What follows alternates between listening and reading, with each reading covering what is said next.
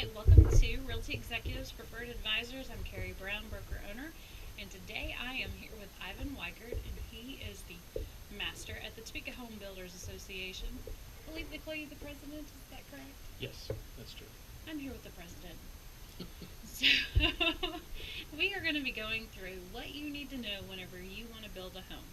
So, I'll be asking the questions, putting Ivan on the spot, and he's going to tell you the answers. So, Ivan, what would be the things that you would recommend asking a builder whenever you're getting ready to buy? Well, I think one of the most important things is to be able to see their product, what they've done before. So if you can get locations of recently built homes and maybe the names of the people who bought them, sometimes they have to have permission to do that. But it's good to go see their products and even ask them if you can see a home that's under construction, because that gives you an eye into how they work and what they do. And remember, you're going to be spending a lot of time with them, so it's important that you like their personality. If they have someone representing them on their side, it's important that you like them too, because it is a stressful thing to do. What was it you were saying, that you counsel them whenever you used to build? As a builder, I would tell them that I'm not only going to be your builder, but I'll be your personal counsel for marriage difficulties during that time, because there's so many little decisions to be made. Sometimes it's pretty stressful. Yeah, there's a lot of decisions that go into it. Just think about remodeling one room.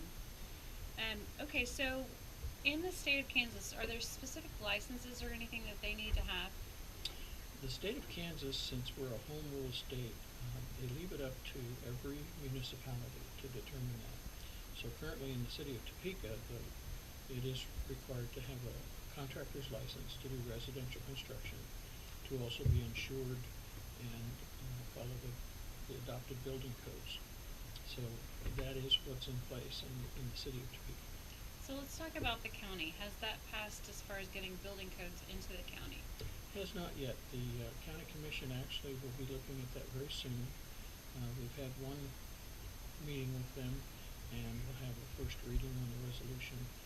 Their decision is to maybe adopt the codes but not do inspections immediately. They're still trying to figure out how they're going to fund that. Okay. And I think another thing besides just the design appeal, let's talk about how you help them establish budgets. Budgets are pretty important. I mean, people will start with an idea of what they have to spend, what they intend to spend on building a new home. So you have to back up from that. Hopefully they've done a lot of planning to get to that point and thinking about what they want to do, because the biggest effect on a budget is changes during construction. Change orders come as many big surprises when people make them if they haven't thought about something. So counseling on that is pretty important, to let them know what you want to do, many ideas to do it, and stick to your budget and try not to have too many change orders. That's one of the great things about having a buyer's agent, especially if you allow them to get really involved. Like, for instance, we could keep a spreadsheet that would kind of help you stay on track and create them for you so that you can actually be keeping track and help the builder also. Because there's so many things and so many decisions going on. Mm-hmm. It's nice to have that outside party or actually representing you and taking care of getting that done for everybody. Again, the models, you definitely want to walk through those. I know that people have asked, subcontractors, do you know, just as far as, like, whenever they're building, a lot of times they'll ask, well, can I have my own subcontractor? I don't know that builders necessarily enjoy that because it kind of messes things up, but what are your thoughts on that? I'm kind of in that category. I've built my career on working and partnering with subcontractors that I could count on. They had great reputations, did the work, did it well, and did it on schedule. So bringing in someone's favorite Uncle Bob to do the plumbing wouldn't be something I would embrace very closely.